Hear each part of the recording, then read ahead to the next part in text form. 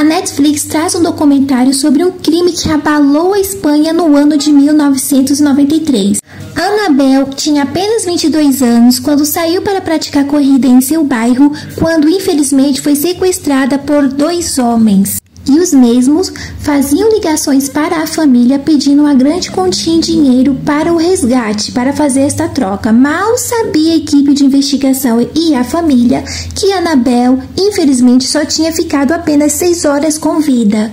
A equipe de investigação e a família, sem saber desta informação, ficaram por muito tempo tentando negociar com os sequestradores o resgate de Annabelle.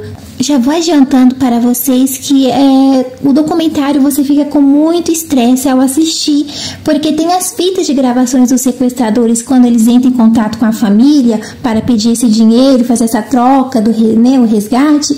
É muito irritante porque eles fazem essa família sofrer, né, durante muito tempo. Então as vozes deles fazendo as exigências e sendo grosseiro com a família, sendo que a Annabelle nem mais estava viva, é assim muito revoltante. Eu assisti as 2 versões, eu assisti em espanhol e assisti em português.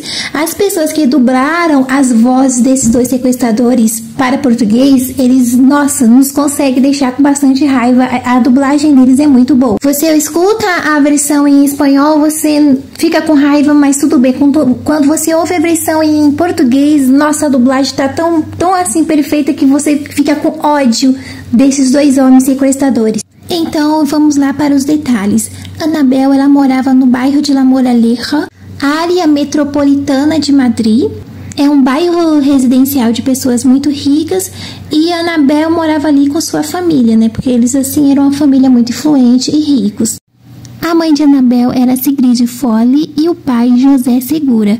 Os pais concederam a ela viagens ao exterior, estudo de idiomas, tudo do bom e do melhor.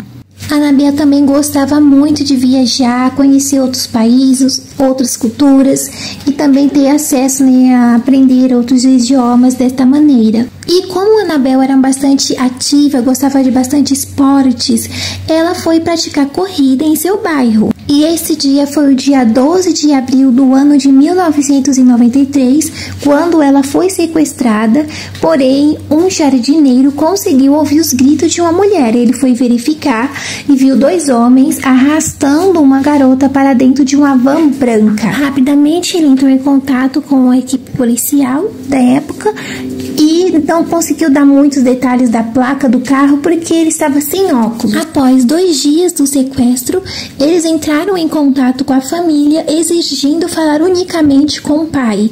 Porém, eles fizeram um acordo e colocou um amigo da família, um amigo particular, íntimo da família, como um advogado mediador entre essas ligações.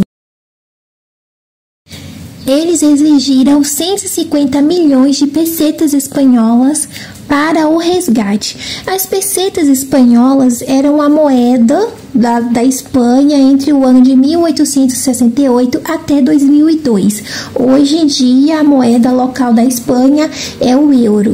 Logo nos primeiros contatos, eles informaram para a família que a Annabelle estaria bem e que a segurança dela dependeria unicamente da colaboração deles em entregar essa quantia de dinheiro e que este dinheiro deveria ser posto dentro de uma bolsa preta grande. Eles davam todas as coordenadas do que deveriam ser feito. Isso incomoda muito porque todas as perguntas, os questionamentos da família querendo informações sobre ela, e tudo que eles tinham de volta era só que eles deveriam seguir as instruções e entregar o dinheiro que teria ela de volta. Só. Então, eles passaram as coordenadas de onde eles deveriam se encontrar para entregar esse dinheiro. E foram um local bem afastado. Eles falaram que não queriam policiais ao redor, que tinha que apenas este advogado sozinho. E o que a equipe investigativa fez? Eles secretamente acompanharam, né, o carro do advogado. Porém, eles cometeram um erro muito grande, dá para se entender, porque naquela época de 1993 a investigação não era tão avançada assim, né, a tecnologia e tudo mais, não tinha telefone para se comunicar.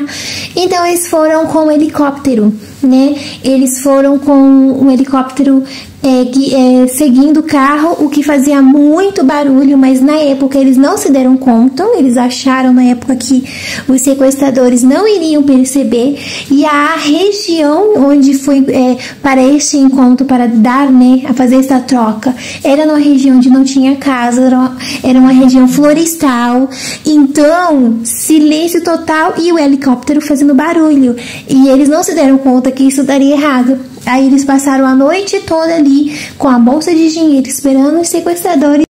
E isso não aconteceu. Os pais da Annabelle, eles estavam realmente desesperados para ter ela de volta. Eles não se importavam com a quantia de dinheiro que teria que dar para os sequestradores. Porém, na época, eles não estavam pensando na investigação, todos eles, porque em todo momento você vê ali que eles teriam N chances de pegar aquele dinheiro e desaparecer. As ligações eram sempre feitas pelos sequestradores. Então, os investigadores decidiram analisar se eles conseguiriam tirar alguma coisa dessas fitas, um ruído, um barulho, algo que levassem eles a achar esses sequestradores. Então, em uma das ligações que os sequestradores fizeram, eles conseguiram identificar que houve um toque, alguém fez o toque da campainha, uma casa que alguém foi chegar lá, tocou a campainha, eles conseguiram identificar isso e eles guardaram aquele som específico daquela campainha. Também eles conseguiram identificar nessa ligação que uma criança chamou pelo pai. Então eles conseguiram identificar que um dos sequestradores teria um filho, uma família. Então não seriam só pessoas assim que era fácil identificar que é um bandido, era uma pessoa acima de qualquer suspeita, é uma pessoa que trabalha numa empresa, que tem família, enfim, é uma pessoa que você não jamais iria conseguir olhar para eles e dizer é uma pessoa bandida, enfim, é um delinquente. E muitas das outras ligações não foram feitas no residencial, eles foram feitas de telefones públicos, mas eles não conseguiram rastrear os sequestradores. Os sequestradores continuaram entrando em contato, os sequestradores continuavam ligando para agendar o próximo local que seria entregue o dinheiro. Um dia foi no restaurante, eles não compareceram. Outro dia foi num lugar afastado, assim, no meio do nada. Eles também não compareceram, até que os investigadores estavam ficando cansados de todas essas tentativas sem soluções. E em uma das ligações, quando eles estavam novamente agendando um local para entregar o dinheiro, e eles, muito pacientes ali, os investigadores, seguindo as instruções que eram passadas por eles, então em um momento eles falaram: olha, quando vocês vierem entregar o dinheiro para nós, primeiro iremos conferir esse dinheiro, ver se está tudo certo a quantia, e só assim eles iriam entrar em contato novamente dizendo onde encontrar a Annabelle, onde ela estaria, como eles iriam achar. Só aí era já para eles acenderem o sinal de alerta. Como assim? Só depois. Eles poderiam muito bem fugir. E outra maneira que eles falam isso, nas entrelinhas, como vocês irão encontrar ela, onde achar ela, como achar ela, dão a entender um ar de que essa pessoa vai ter que ser encontrada, vai ter que ser cavada. Nas entrelinhas, tá? É isso, a sensação que eu tive quando eu ouvi o áudio lá no documento. Outra situação também foi quando o pai da Annabelle falou assim: eu quero ouvir a voz dela, eu quero saber se ela tá bem. E eles falaram: isso poderia ter sido resolvido muito antes, porque vocês foram com o helicóptero naquela hora que a gente pediu para vocês levar o dinheiro, vocês erraram, não fizeram o que a gente pediu. Isso poderia ter sido resolvido muito antes.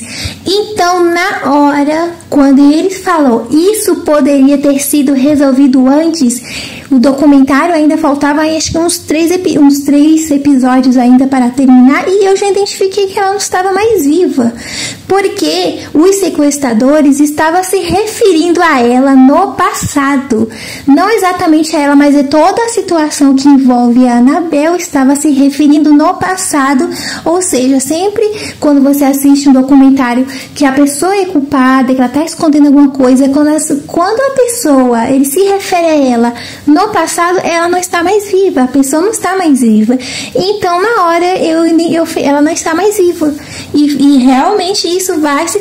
Então, o pai da Annabelle, irritado com todas essas exigências, ele falou: só vou negociar com vocês quando enviarem uma prova de que ela está viva. Enquanto vocês não me enviarem uma prova, nem ligue mais, que não tem mais acerto com vocês. Daí eles combinaram de mais tarde enviar uma fita com a Annabelle. E assim eles fizeram, enviar uma fita com a pessoa chorando, desesperada, que estava há muito tempo ali. E eles analisaram bem a voz, a família, e não conseguiram achar que era a voz dela. Porém, eles ainda estavam muito esperançosos, pensando que ela estaria sofrendo, estaria num lugar frio, estaria com a garganta doente, e a voz meio que mudou. Eles ainda mantinham uma esperança para justificar a diferença da voz, mas claramente eles não conseguiam ver ali a filha dele naquela. Então isso foi se enrolando até que passaram-se 2 anos e meio. Eles viram que não daria em nada. Então eles resolveram levar a um programa de TV muito famoso lá da Espanha, é como se fosse a Globo aqui do Brasil, levar essas fitas de gravações que eles tiveram das ligações, né, entre os sequestradores e o advogado, que essas fitas foram 15 fitas de ligações, e eles manteram em sigilo de investigação, em segredo. Isso não foi revelado ao público da época, ninguém sabia. Então, depois de 2 anos e meio, eles perderam as esperanças e falou: vamos revelar essa fita, essas gravações ao público, porque assim, quando alguém em casa estiver assistindo o programa e ouvir, eles vão conseguir identificar e dizer de quem são essas 2 pessoas. Então, em um programa de TV, de auditório, eles abaixaram as luzes, né, do auditório, para que o público focasse no áudio, para que se concentrasse em ouvir. Então, a pessoa em casa que estava lá assistindo o programa ia identificar de quem era aquela voz. Logo no primeiro momento, a rede de televisão receberam várias ligações, mas nada que eles conseguissem identificar que fosse algo bom para ser investigado. Porém, eles se comprometeram a continuar ajudando a equipe de investigação. Então, eles entraram em contato, a equipe de telefonia, com vários contatos, né, de pessoas, e eles se identificavam como companhia de gás, de luz, enfim, para ter uma conversa ali com aquela pessoa e eles identificarem a voz da pessoa, para ver se essa voz batia com as vozes dos sequestradores. Finalmente, uma das ligações chamaram a atenção dos investigadores. Assim que eles ouviram a voz, eles não tiveram a menor dúvida. Então, eles conseguiram rastrear o endereço da pessoa onde morava. Então, eles começaram a seguir essas 2 pessoas. Então, eles ficavam, né, no carro, olhando a movimentação, o que fazia. Um dos sequestradores, o nome dele era Emílio, e ele trabalhava em uma empresa onde ele usava realmente uma van. Então, os investigadores ficaram ali seguindo eles por meses. Um deles fizeram uma ligação, eles rastrearam essa ligação para linkar, para ver quem era essa pessoa que estava ligando, para descobrirem mais pistas. E essa pessoa era o irmão do Emílio, um dos sequestradores.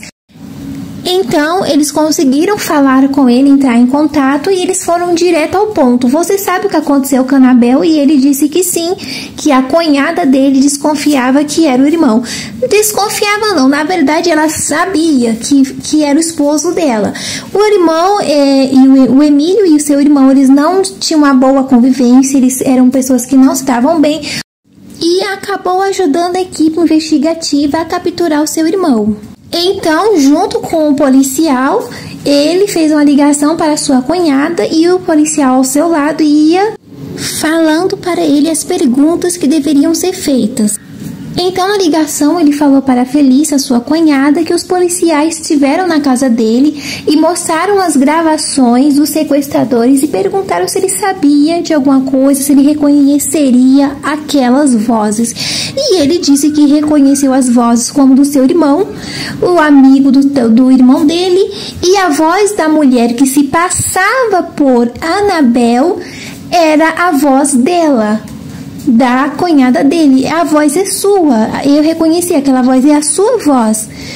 Você sabe o que aconteceu? E ela disse sim, que ela tinha gravado fingindo que era a Annabelle, porque a família exigia uma prova de que a Annabelle estivesse viva.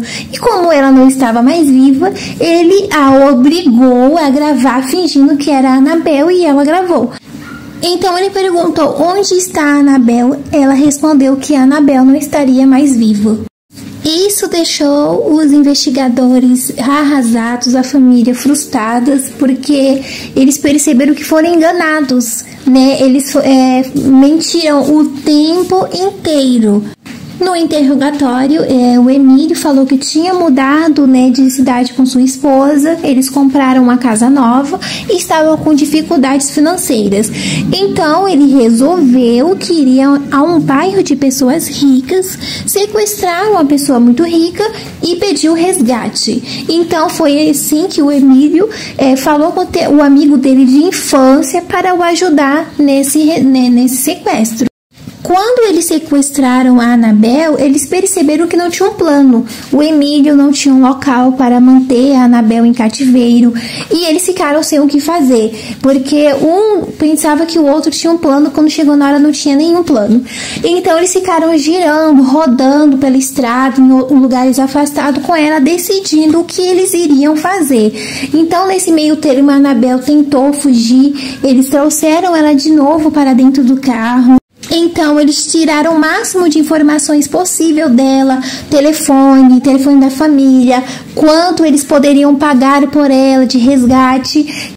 Então, com todas essas informações anotadas, e eles não tinham o que fazer com ela, não tinham um local, um porão, não tinha nada para mantê-la em cativeiro, eles a mataram. Eles levaram ela numa fábrica de tijolos abandonada e a enterraram lá.